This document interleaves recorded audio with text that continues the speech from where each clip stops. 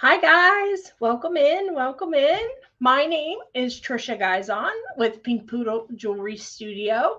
I am here today on behalf of Jewel Loom.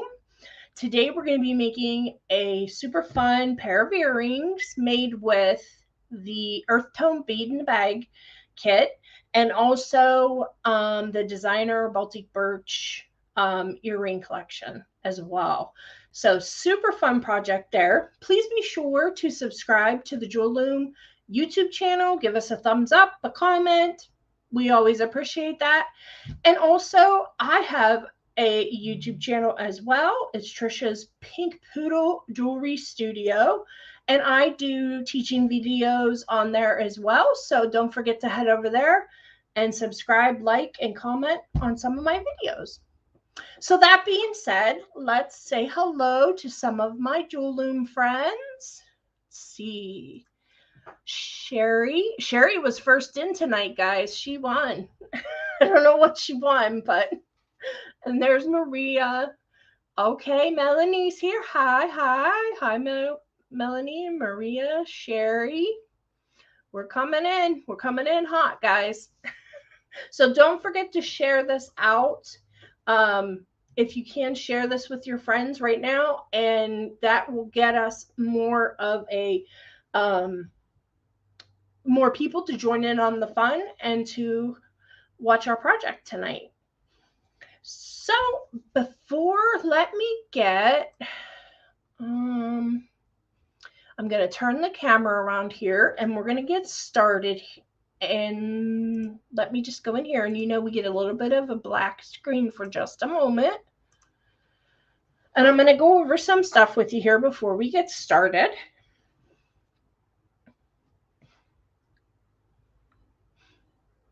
Okay, here we go.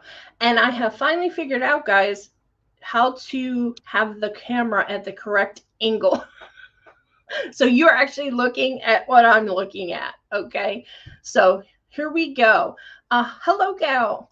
How are you, sweetie? So nice to see you from Nebraska. Awesome. Okay, so what we're going to be doing tonight, guys, is we're going to be using the Earth Tone Beads in a Bag kit. That kit is gorgeous. I do have that to show you in just a moment, but I do want to kind of let you know that we did do a video when we first started of the beads in a bag, Earth Tone Beads in a Bag bracelet. Now you can find that video on jewelloom.com. It is, or excuse me, not jewelloom.com, but you can find it on the Jewel Loom YouTube channel and also jewelloom.com on the blog. So this is what we made. This was the bracelet that Jules intended when she put the Beads in a Bag kit together. But I'm going to show you tonight. You can make anything you want out of that kit. But this bracelet is absolutely gorgeous, of course. And then this is an example of the earring that we're doing tonight. We're going to use the Baltic Birch beautiful earrings collection that Jules has. And of course, there's our Bead in a Bag beads. Everything that you need to do this project is contained within this Beads in a Bag kit and in the Baltic Birch collection.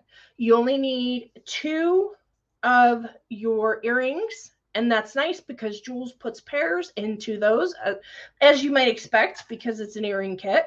But let's take a quick look at what this kit offers. And then we'll go over what tools we need for tonight, guys. So this is a beautiful mix. I'm just going to put a little bit out because I do have to clean it up. But just to kind of give you an idea, it is a beautiful mix of natural stones. There's goldstone in there. There's some pieces of quartz. There's beautiful citrine in there, and there's tons of fire polish, bugle beads, just some real gorgeousness. And you can kind of see that a little better down here. And then she provides our ADOs, which are so nice for a base on a project. You always need your ADOs if you're going to do loops. It always makes it so nice. So I'm going to pour some of these out. These are quite pretty. Let me put them in my hand and bring them up to the camera for you, because I know this is a little far away to be seeing tiny beads. So I'll grab those. But those have such a pretty lining inside of them. Absolutely gorgeous. And then we have our, oops, spitting them. Then we have our 11-Os, which are a gorgeous purpley brown mix. There we go. You can kind of see those in the bag pretty well. But gorgeous, gorgeous. And then I'll just put this in my hand before I put it in the bag, and I'll show you this a little closer. But that kind of shows you the gorgeousness that is in that beads in a bag kit. So head on over there, get your earth tone beads in a bag kit. And if you have not picked up the Baltic Birch earring collection yet, you're going to be mad if you don't. That's all I got to say, because they are absolutely adorable and so versatile. You know, you can use them for a lot of different things. So let me just put this back in here. Okay. So now we have what we're going to be using for our project besides our main event here. So I'm going to get my beads over here. I'm going to be using some 0.5 hemp. Why am I doing that? You need to, and I haven't, see, I'm used to turning it around. So there you go. We're going to be using some 0.5 hemp. We're going to be using some wildfire. I'm using black, but you could use any color that you want. Again, we're going to be using our little daisy charm in the right way. Next time it'll be easier for me, guys. This was just a change tonight. Okay, and you're going to need some GS Hypo cement. That is a must for this project, or E6000. That would work as well. And that's pretty much it. Because like I said, you have everything that your little heart could desire right here in this collection, in this little kit. So I'm going to pour out some of my 8-Os here, and we're going to get started. Okay. And what I've done, I've already warped the loom, and I have done, let me get this into the position I need, guys. Okay. So I have done 3 warps. Because I've done 3 warps because we have 3 holes in the bottom of this, and it'll make it easy to connect it. And between each one of those warps, I've left 4 spaces. Now, how I decided to do that was I just held my piece up to the loom, and I could judge then how far apart I needed to make my hemp. Okay, so that's an easy way to do it. If you pick up any of them and you want to use, you can, you know, hold the holes up and decide, okay, well, I need this one only to be 2 apart or 3 apart. So you could do this same concept with anything, with any of them, I mean. So I did thread my needle, and I have tied on to the leftmost warp. And we're going to get started with our 8-Os. Our 8-Os are going to be our base. And like I said, you know, they're awesome for bases. A lot of times I'll use 8-Os for the bottom, especially if I'm going to be doing loops or picot stitches. We're going to need to pick up 6 8-Os. Okay. Make sure I have 6 on there. And yes, I do. And we're going to drop those beads down onto the wildfire, and then I'm going to shuttle my needle across. And I do, and I say this in every video, but just to let any newbies know, I do loom from the bottom up, but a lot of gals prefer to loom from the top down. So it's all in what is the most comfortable for you.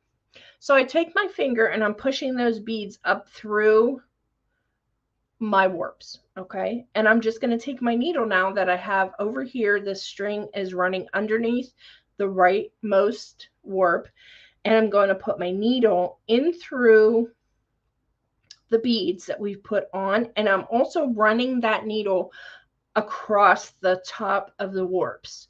You want to make sure that when you're running your needle across, you can see the little silver needle. I don't know if you can make it out, but if you can see your needle through there, you're doing it right, okay? And I got so much stuff laying over here. My do as I say, not as I do, you know, guys. My string's getting caught on it. So we're going to do 8 rows just like that with the 6 across. Okay, this is a basic, just a basic simple stitch. And we're going to pick up 6 again here. Okay, and do the same thing. And we're going to just continue to do this and work up the warps. Okay. All right, so make sure you're pushing those up through there and everything's going across the top. Now you could do this also with 6/0s if you prefer.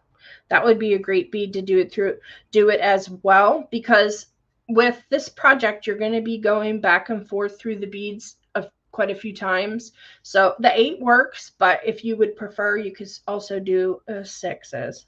And Jules has some gorgeous colors in the 6s as well. But the seed bead supply that she has now, guys, if you haven't checked it out, you really need to, because she's just knocking it out of the park with the seed beads. It's crazy. I'm just glad. I just have to not go on there, her website, that much, because I want to buy it all. I want to get it all, you know. It's just so beautiful. So we're working that needle across, and we're already on our 3rd row. This works up really quick, this space does, guys. So I hope you all had a good week this week and everybody's doing great. We are getting ready for the holidays here at the Giazzon household. I've been decorating for days and days now, it feels like, but I hope you all are starting to enjoy your holiday season for sure. Lots of turkey. Of course, we'll be having lots of turkey, but here is our 4th row, and I have pushed those 6 beads up through and across the top of the warps.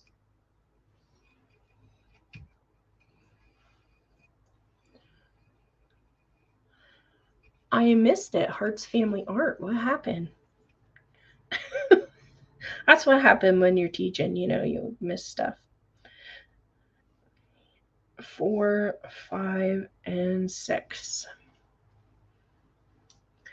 Okay, number 5.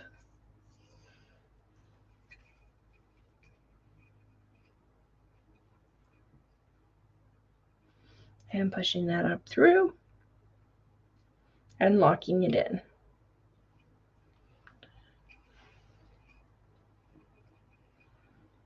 Okay. And make sure that your strands are pulled nice and snug along the sides.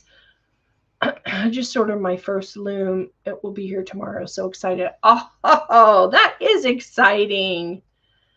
Good, good. We're always here if you have any questions. 1, 2, 3, 4, 5. Vicky asked, do my puppies have Santa outfits for the holidays? My cat said no. Wait, my dogs actually do have Santa hats. They hate them, but they have them. Now we're going to do our 6th row here.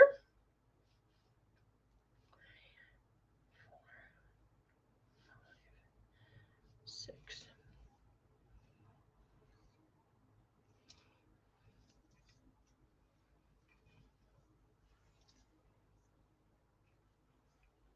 Okay.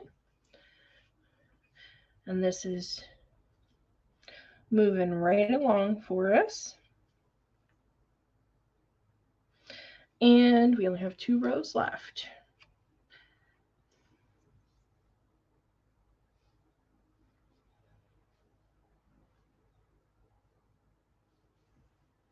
Okay. Whoa, that one got a spin. You know I'm excited if I spin my loom. Okay, so we're dropping those beads down and shuttling our needle across and pushing our beads up through them.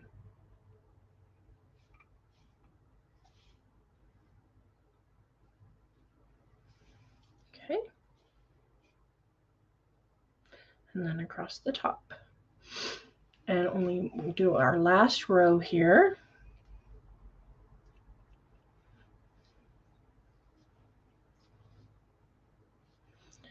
2, 3, 4, 5, and 6. Okay.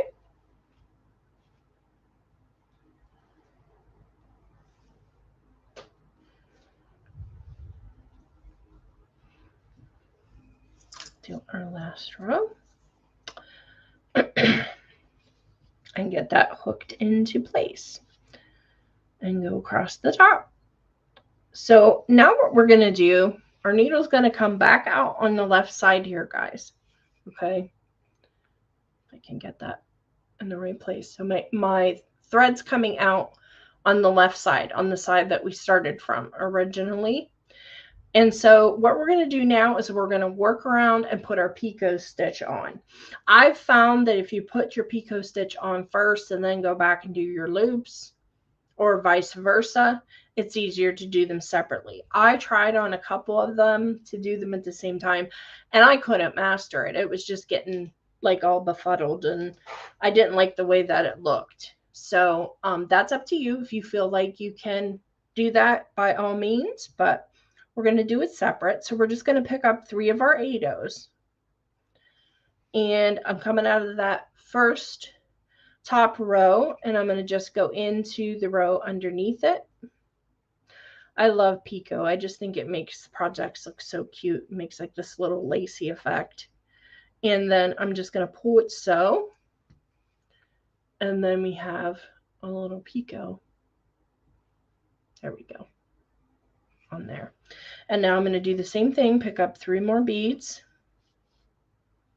And I'm going to I'm coming out that lower row right beneath that. And I'm going to go back into the top row. Okay. Because I want these to be on the sides of the first top 2 rows. And I'm just going to pull that. You want to make sure as you're doing it snug, but not too crazy tight, or it will not sit right for you. So I'm just pulling that. And now what I'm going to do is I'm going to run it back through that second row, drop down. Don't go through the beads for your picot stitch. It'll make them sit oddly for you. So I'm going back through that second row, and then I'm going to just do a drop down. I'm just going to drop right down into the third row from the top. Okay. And you're going to want to put your 3 seed beads on first before you do that, because, oh no, you're not. You're going to want to drop down. I'm sorry, guys. Drop down to that third row. See, that's where I was messing up when I was trying to do it all at one time. I'm like, oh, I need beads. No, nope, you don't. Now we need beads because we're back on that left side, and we're going to do our 3, 2, and 3, and drop those down, and then go into the row underneath. So this is the 4th row down, and shuttle your needle across through the beads there, and then add 3 more, and put that in through that 3rd row and across.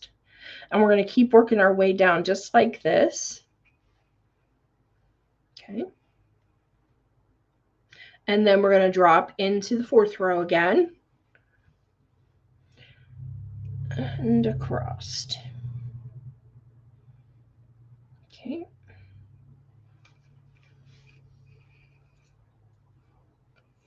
And now we're going to do our step down into the next row and bring our needle and thread over to the left side again.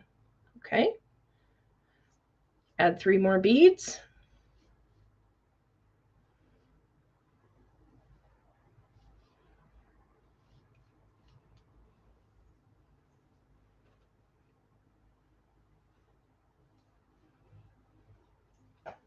and then drop into the row underneath. So we have 2, 4, these are rows 5 and 6 that we're working on now. You know I have too much jewelry laying around when my string picks the jewelry up and starts pulling it toward me. I just make a lot of jewelry, so it just kind of gets built up, you know. So anyway, we're pulling that. We want it to come in there, not twisted. I can see how my string is wanting to twist there, so I want it to sit properly, so I want it to come in straight. We're going to pick up 3 more beads.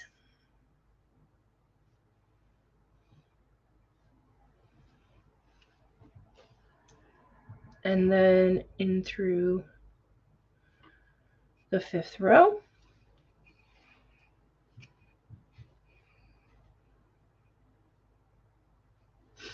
And then back down through the 6th row. And then our step down into our 7th row. So you can see, guys, this is pretty simple. It works itself up pretty quickly. Okay, we're back on the left, so we're going to pick up 3 more beads. 1, 2, and 3. And drop those down.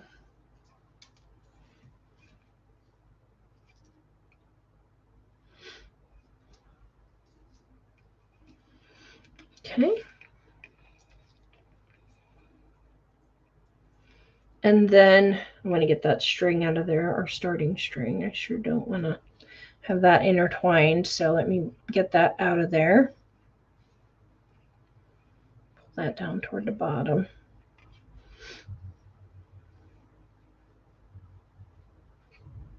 Okay, there we go. And then 3 more beads.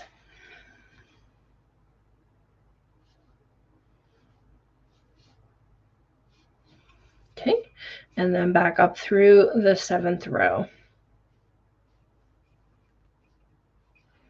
And again, don't forget, you don't want to go through your picot stitch with your thread when you're stitching through the rows an extra time, okay? So I'm going to drop down here into the 8th row. And now we're going to get our materials to start doing our loops. Okay. I think I can cut that string now. I'll go ahead and do that. So we're done with our 8-ohs. So we're going to get out some 11-ohs and some of that beautiful mix.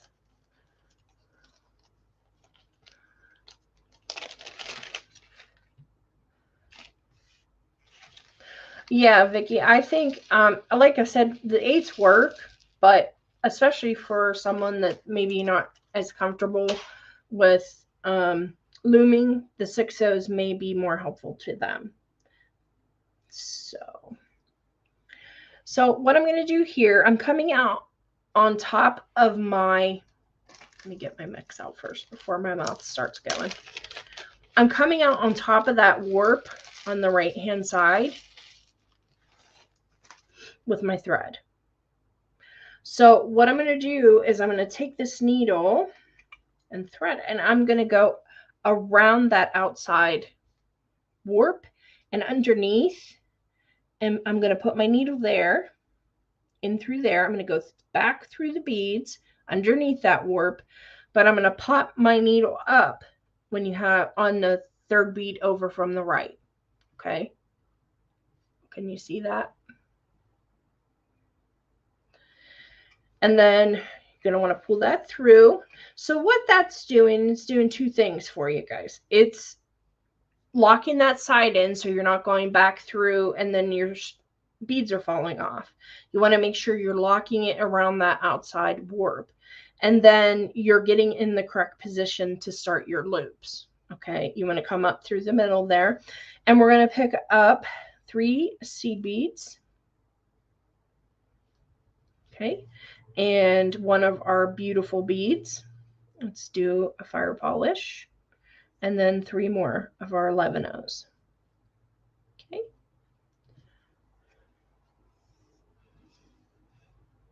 Oh, Becky, you're never late. No problem.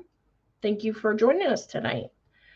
And then I'm just going to take the thread and I'm going to go out and through the furthest bead to the right. As I do that, I'm going to take my needle the whole way across. And the whole time I'm avoiding putting the needle through the picot stitch. Okay, guys? Does not look nice. You don't want to do that. And then I'm just going to pull. And that's going to make us our first loop on that row. You can see that? So I'm going to do the same thing over here. I'm coming out on this further side and I'm going to pick up 3 11-ohs.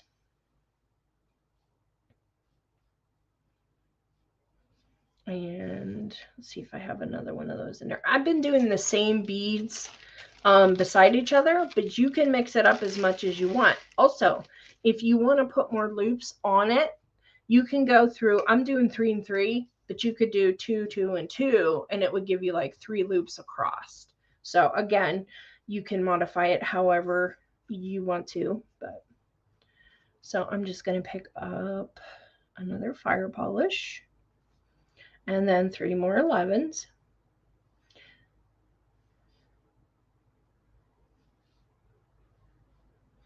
Yeah, this is a higher end mix because of all the natural stones that are in it.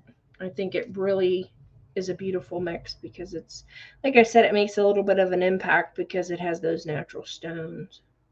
And then I'm just going to go back to the center and I'm going to run my needle through the third bead from the left. I'm going to try to get my needle through there. It can be a little fidgety sometimes to get right in between those beads. There you go. And then I'm just going to feed that across. Again, not going through my picot stitch. Okay. And making our loop. And I am picking it up again. I apologize. That's habit. So when I stitch it home, that's what I do. So we have our first 2 loops. And then we're going to go up to the next row. And we're going to do the same thing. We're going to go in through the furthest bead, come out through the third bead into the center. Okay. We're basically just making our loops at this point. You can, it's a basic process, but for anybody that is a newbie and you're having trouble keeping track here, you can always reach out to us. We're happy to help. So I'm going to pick up, let's see, let's do, I like the gold stone. Let's put some gold stone on. It's gorgeous. Oh, can you see that? So pretty. And then 3 more 11s. And we'll do this a couple more times, guys, just so you can kind of make sure you have the hang of it. And then we'll get on to attaching the birch piece, the birch wood. Okay, so it's coming out, it's coming up in the center there. So what I'm going to do, I want that loop to go here and around on this left side. So I'm just going to turn my loom a little bit and I'm going to take my needle and put it back through that furthest bead over. And as I'm running this across, I'm going to go through the first set of 3 beads into the next set of 3 beads and across because we need to make another loop. And I'm just double checking here that I'm not catching my picot stitch.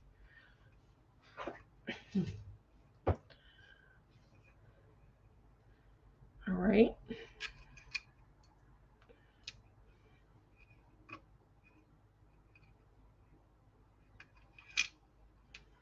Okay, and we're going to pull that 2. And there is another loop. And we're going to do the same thing.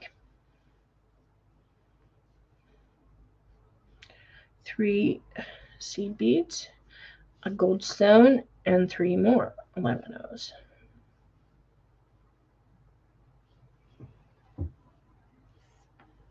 And then back to the center.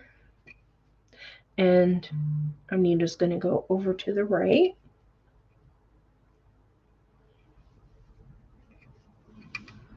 All right. Do you feel comfortable enough with that, guys? I can show you how to cut your project off and attach it. I mean, that's the basics on the loops. So as long as I don't hear anybody holler, I'm going to go ahead and move forward with that. So I'm going to just keep my needle here because I'm going to go back. Unprintable words will start coming out of your mouth if you do that. What? Oh, girls, you just cracked me up. So, oh, thanks, Maria. Thank you, honey. Okay, so we're going to move on. What happens if you go through a picot bead? You must have done that because you're being very insistent that we don't. It just warps it. It doesn't look as pretty, and it gives it a different shape. And I don't want that. I want it to all be pretty and even and the same shape the whole way. I'm very insistent. You know me. Don't do it. So we're going to cut this off, guys, and I'm just going to do it the same way as I always do. I'm going to take my 2 fingers here and put it around my work on the back. I'm going to push this end into my tummy, and I'm just going to give it a slight flex. Just a flex. Flexible, not bendable, guys. And then cut off our project, okay? And then we can cut this end off, no problem. So why it works so well to use your original loom with this process is because you need some extra thread, at least on the top part of the project, because you need to be able to tie that through your piece to be able to make sure everything is hooked in the way it needs to be. Let me grab my little piece of wood here. And so what I'm going to do is I'm going to just cut this in between here. Okay, so I've left enough on either end of the one I'm going to finish, so I can go ahead and put that to the side. And now we have our piece with the finished loops on it, okay? So that gives you an idea of what we're looking at.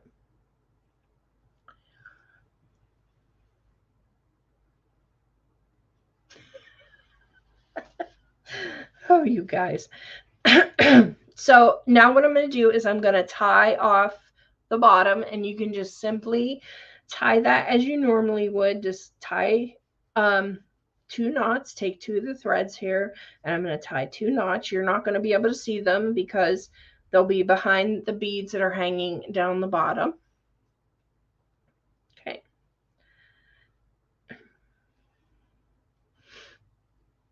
And we're just going to give that a nice snug pull without messing up our beads. And then I'm going to take the middle string and I'm going to do the same thing with the other string on the other side, just to give it 2 knots. And then you're going to want to glue it. Of course, glue your knots. That's going to keep your pieces from coming apart. And like I said, you can use the GS Hypo on this. It works great. Or if you have like an E6000 or something like that, you will have to let it dry a little longer, but that would work just as well. So I'm just going to take my glue. Oops, I don't think I got a paper towel, guys. Oh, here it is. Because you know me, I need to use my paper towel with my GS Hypo cement. So I'm just going to warm that up in my hand a little bit. Excuse me. And there's a little dot forming on the end of it. And I'm just going to go all over my knots just to make sure everything's nice and covered. I don't want to cut my strings before my glue dries, because it'll possibly feed its way back through. And once the glue's dried, it won't do that. Okay, so I'm just coating those. And then I'm going to do the same thing how I always close it. I'm going to just lay that nozzle on that paper towel and then slide that needle up inside the end, because this can be a little of a challenge to close the GS Hypo. Okay, so we just want to make sure that we're not making a mess and we get everything closed up so it doesn't dry out on you. Okay, so we have that done. I am going to cut mine, do as I say, not as I do, guys, just because I want to be able to show you the finished product here that we've created. And then we're going to bring in our daisy. So let me give you a couple tips here, guys. You can do it exactly how I'm going to do it here. I'm just going to tie it through, glue it, make sure it's tied in there nice and snug. That's why we need so much string, because we want to make sure everything's nice and snug. But if you leave your needle at the top, you leave your thread in your needle, you can use the thread once you've tied on your hemp, and you can sew on your daisy as well with your wildfire, and then go back through a few rows with it and tie it off. That's going to give you an extra security. Okay. It will work either way, but if you're more comfortable, you can certainly use your needle and thread and sew it on as well. So I'm going to do, this is just as simple as it gets. I'm going to take my daisy and thread one of the strings through it. And I'm going to give myself a little bit of room here to groove. And I'm just going to use one strand per hole. Okay. So I'm going to do 2 knots with one. And as I'm working this, I'm going to work this daisy down as I'm pulling on this string, because I want it to be, those holes to be kind of hidden behind our work that we did. Okay, so I'm pulling that. We got our first knot in place. So now I can do our second knot pretty easily.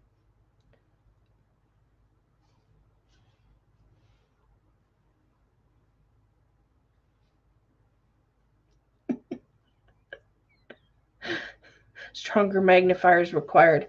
Believe me, I never had to wear glasses all the time my whole life, and now in my late 40s, it's just a given. So I'm going to tie the next one off, do the same thing. I'm going through that second hole, and we're going to do the exact same thing. Just as simple as tying a couple knots on each one. All right. We're just going to move this down with the knot so we can get it nice and snug in there. Behind. I mean, you can show these little holes. They're not going to hurt anything, but that's just kind of how I designed it. All right. And we're going to do one more here.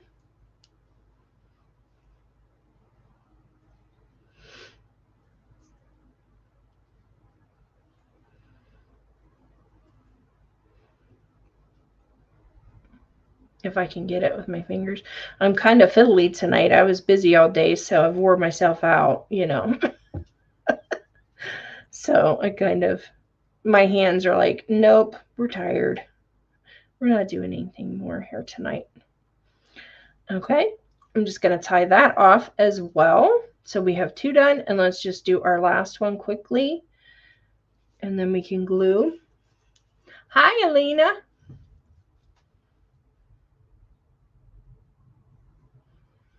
Okay. Simple, simple, simple.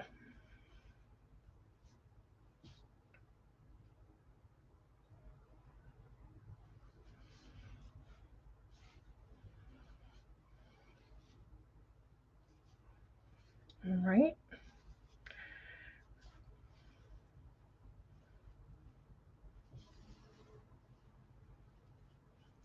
And you can do this with any of the charms. They will work beautifully with it. So there we have it. Everything is nice and snug and in place. And we're going to glue that. And this is the part you want to make sure you get plenty of glue on these knots, because these are supporting your earring.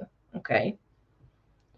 So make sure you get your glue nice and covered on the whole knot.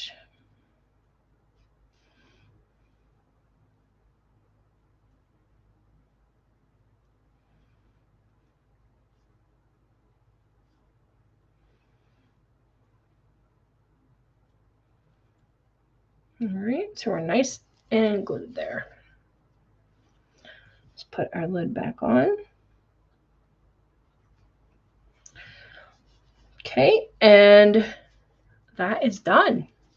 We're going to cut these strings off so you can get the idea. And I have another one here that I've made so you can see that well. But leave them on until your glue dries.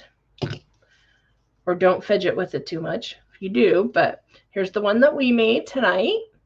Oops, I'm doing it again. So used to turn on my stuff. And then this is the design. You can see these went behind here much easier, but if you're doing it at home, you can decide, you know, do you mind seeing the little holes? And another thing you could do with this project, guys, you could use your flatbacks and put onto your daisy or whatever you're using.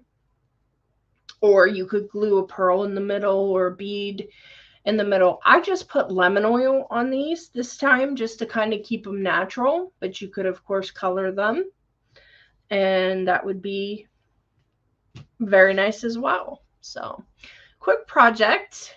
Lizzie, yeah, but you were just finishing up, honey. So yes, please do watch the replay. We appreciate that. And now I'm just going to switch my camera back, guys. And here we are. So yes, thank you, Joan. My link tree is in the description below. If you want to check me out on all my social media, it is there. And don't forget to subscribe to the Jewel Loom YouTube channel. And if you get a chance, stop over and subscribe to Tricia's Pink Poodle Jewelry Studio YouTube channel as well, guys. I hope you enjoyed the project tonight. It was super fun. And here's the schedule though, guys. I want to let you know before I do sign off. Next week, no Jewel Loom School. Okay. Then the first week of December, Jules is going to be doing the Jewel Loom School live. The 2nd and the 3rd, I will be doing, and then we'll be off for a couple for Christmas and New Year's. So that's kind of just giving you a heads up on everything that's going on. And so I will not see you again, guys, until December 8th. I know you're going to miss me, and I'm going to miss you. But what are you going to do? You're just going to have to give Jules a hard time. That's all I know. But so thanks for joining us tonight, guys, and I'll see you in a few weeks. Bye-bye.